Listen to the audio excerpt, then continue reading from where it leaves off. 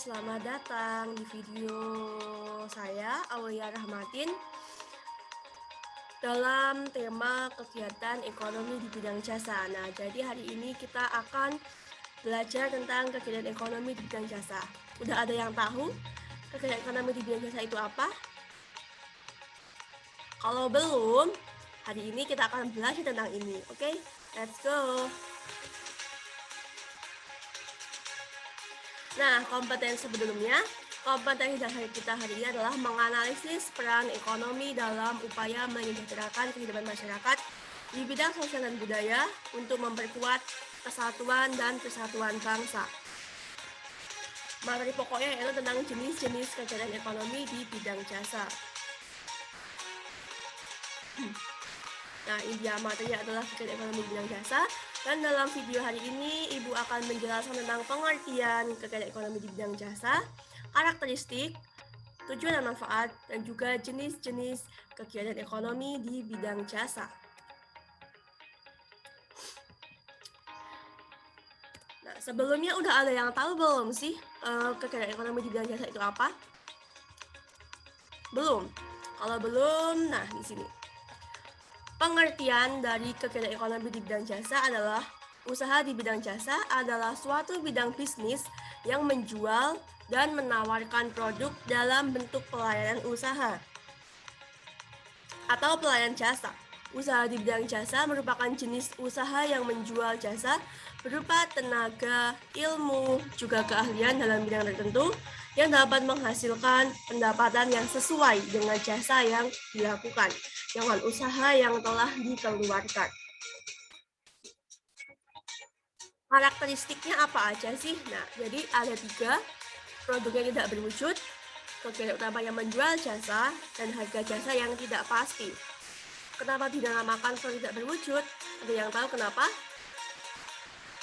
Nah, jadi usaha di bidang jasa ini tidak menyediakan produk dalam bentuk fisik, di mana badan usaha tidak menjual produk yang dapat disimpan, dapat dipegang, atau dapat dipajang, namun manfaatnya dapat dirasakan. Seperti kalau kita menjahit pakaian, kita tidak tahu nih apa aja yang mereka kasih sehingga bajunya jadi sebuah baju, tapi kita merasakan manfaatnya, wah bajunya udah jadi ya, udah dipakai dengan baik. Nah, seperti itu. Jadi mereka mengeluarkan tenaga itu yang menghasilkan sebuah baju menjadi dapat kita pakai dengan menarik. Seperti itu. Oke, namanya menjual jasa ya jelas ya, karena yang namanya usaha di bidang jasa pasti. Oke, nama itu menjual jasa. Bidang jasa itu memiliki kegiatan utama di mana perusahaan menjual produk berupa jasa yang bermanfaat dan dibutuhkan oleh konsumen. Ketika konsumen membutuhkan sesuatu, nah perusahaan di bidang jasa ini berupaya untuk memenuhi kebutuhan itu. Perusahaan ini tidak dibangun perusahaan begitu tidak hanya, tapi dapat juga berupa pekerjaan orang-orang atau usaha kecil seperti itu. Harga jasa tidak pasti. Harga dari bidang jasa yang ditawarkan kepada konsumen itu memiliki nilai yang berbeda-beda karena jenis kebutuhannya juga berbeda. Sesuai dengan jenis apa yang ditawarkan, seberapa banyak tenaga yang dikeluarkan atau seberapa bagus hasilnya, seperti itu. Semua berbeda-beda, tidak ada harga yang pasti, tergantung kepada pengusaha itu sendiri sebagai pelaku bidang usaha itu sendiri. Jadi semuanya berbeda-beda. Manfaat. Kalian pasti pernah kan ya menggunakan produk-produk usaha di bidang jasa. Apa aja sih manfaat yang kalian rasakan? Kalau di sini Ibu punya 3. Yang pertama, mengurangi angka pengangguran langsung. Yang kedua, dapat meningkatkan laju pertumbuhan ekonomi dan juga memeratakan perekonomian masyarakat kecil dan menengah. Mengurangi angka pengangguran langsung. Manfaat pertama yang akan sangat dirasakan dengan adanya bidang jasa dalam sistem perekonomian adalah mampu menyerap tenaga kerja dalam jumlah besar. Seperti yang kita tahu bahwa angka pengangguran itu dari tahun ke tahun semakin meningkat. Nah, dengan adanya usaha di bidang jasa ini akan sangat dirasakan manfaatnya. Mereka menyerap banyak tenaga kerja. Yang kedua, dapat meningkatkan laju pertumbuhan ekonomi. Semakin meluasnya bidang jasa, tentu akan bermanfaat dalam upaya meningkatkan laju pertumbuhan ekonomi. Sebagaimana yang telah banyak dilakukan dan disaksikan bahwa dari tahun ke tahun sektor usaha di bidang jasa ini semakin banyak diminati dan juga menjadi penyumbang dari kontribusi besar dalam peningkatan ekonomi. Yang ketiga, memeratakan perekonomian masyarakat kecil dan menengah. Nah, seperti yang kita tahu bahwa usaha di bidang jasa ini dapat dilakukan oleh segala bentuk lapisan masyarakat, dari yang hanya perseorangan, rumah tangga kecil, hingga perusahaan besar seperti travel dan hotel. Jadi masyarakat, seluruh masyarakat itu dapat merasakan manfaat ekonomi ini dari yang kecil hingga yang besar, tidak hanya menjurus pada satu kelompok saja, jadi dapat memeratakan perekonomian di Indonesia. Jenis-jenis, nah apa aja jenis-jenis, coba sebutkan. Di sini Ibu punya jenis-jenis jasa transportasi, pelayanan kesehatan, pendidikan, akomodan, dan juga lain-lain. Coba kalian sebutkan jasa transportasi itu apa aja sih? Ibu mau dengar dulu, coba dari kalian. Nah, itu jasa travel, bus, ojek. Nah, yang paling dekat dengan kita kan ojek ya nih. Semua pasti pernah naik ojek. Apalagi sekarang lebih mudah lagi, ada ojek online, taksi online, sampai becak. Tukang becak itu juga menyediakan jasa transportasi. Sampai yang baru itu jasa travel, kalau kalian berpergian dari sini ke rumah nenek, naik travel, naik pesawat, itu juga merupakan jasa transportasi. Mereka melayani kita untuk dapat berpindah dari tempat yang satu ke tempat tujuan kita dengan selamat dan dengan baik. Jasa layanan kesehatan, ini contohnya adalah dokter ya. Kita semua tahu dokter itu mereka bersekolah, mendapatkan ilmu untuk membagikan ilmunya lagi kepada kita, memberikan tenaga mereka untuk menyembuhkan penyakit kita. Jasa pendidikan, contohnya apa? Coba jasa pendidikan itu ada apa aja sih? Yang kalian tahu, pasti kalian pernah juga nih menggunakan jasa pendidikan. Pasti ada lah ya yang menggunakan jasa pendidikan ini.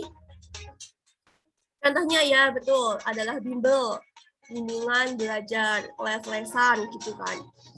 Itu mereka mengeluarkan tenaga mereka untuk mengajari kita agar dapat mendapatkan pendidikan yang lebih baik lagi, seperti pelajaran-pelajaran yang tidak kita temui di sekolah tapi dapat kita dapatkan di bimbingan belajar ini. Jasa akomodasi. Nah, jasa akomodasi ada banyak sekali di sekitar kita, dan pasti ada dari kalian yang pernah menggunakan jasa akomodasi ini. Contohnya apa sih? Coba Ibu mau tahu apa aja. Kalian pernah menggunakan jasa akomodasi apa? Iya, betul. Ada hotel, penginapan ya, seperti itu. Mereka menyediakan tempat nih untuk kita tiduri, untuk kita istirahat di sana, seperti kita berpergian jauh, tidak punya tempat untuk beristirahat. Nah, kita dapat menyewa hotel. Mereka memberikan layanan kamarnya, memberikan pelayanan dengan baik ya. Nah, di sini ada video. Ibu punya video tentang layanan di bidang jasa.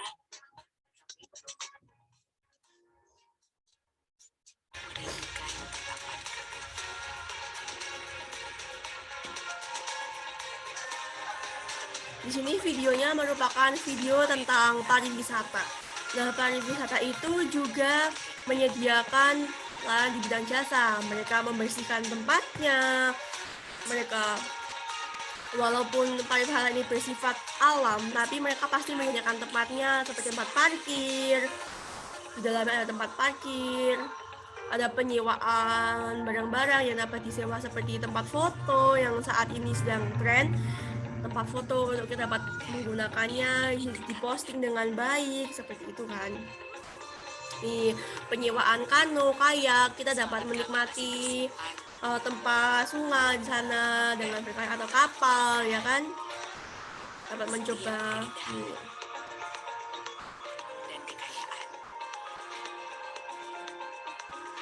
banyak sekali ya pekerjaan di bidang di sekitar kita itu yang dapat kita temui dimanapun, kapanpun pasti kita akan menemui pekerjaan ekonomi di bidang jasa. Mereka pertunjukan wayang ini juga merupakan keren di bidang jasa ya. Mereka memberikan tenaga mereka, memberikan pertunjukan yang dapat kita nikmati, dan kita membayar dengan apa ya? Dengan apresiasi, tepuk tangan, bisa jadi, atau uang. Dan tempat pariwisata dibayar dengan apa? Dengan uang supaya untuk merawat. Nah ini hotel.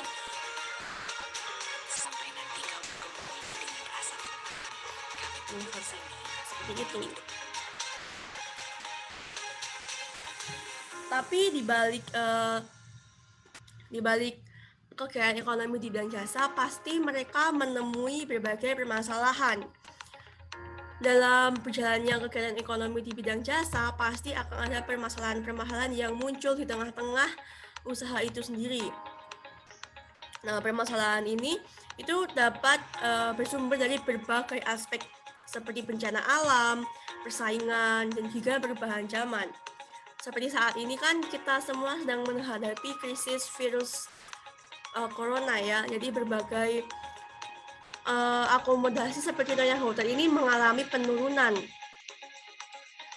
Masyarakat jarang berkunjung, tidak ada pengunjung, pasti usahanya akan semakin menurun ya. Kalau di gambar ini contohnya adalah karena terkena dampak bencana alam. Ketika bencana alam datang, hotelnya rusak, tapi mereka tidak mampu memperbaiki, mungkin karena kekurangan modal atau bagaimana. Jadi hotel itu terpaksa harus ditutup dan menjadi terlantar.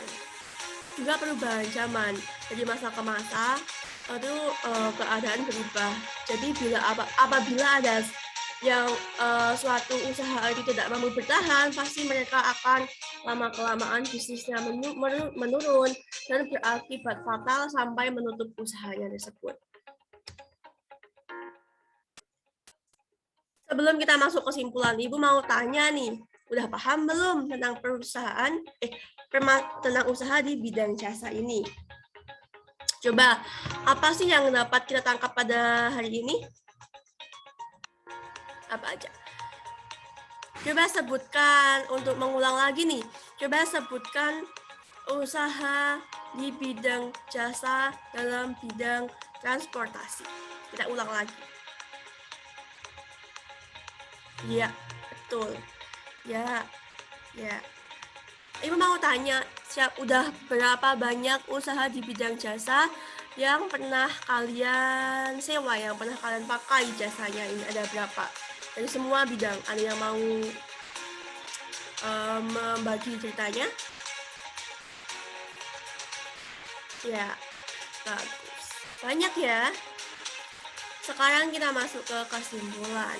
Kesimpulan dari pelajaran hari ini adalah kekayaan ekonomi di bidang jasa memiliki berbagai bidang di setiap sektor kehidupan. Banyak sekali kan, seperti yang kita lihat, dari mulai penjahit kecil-kecilan sampai yang paling besar, ada hotel, usaha travel, pesawat terbang, seperti itu. Dan semuanya itu memiliki tujuan yang sama, yaitu untuk memudahkan dan mencukupi kebutuhan masyarakat. Mereka ada untuk apa? Ya betul, untuk mencukupi kebutuhan kita, untuk memudahkan kehidupan kita juga. Terima kasih, sampai di sini kegiatan kita hari ini. Semoga apa yang Ibu berikan kepada kalian bermanfaat dan dapat menjadi tambahan wawasan untuk kalian.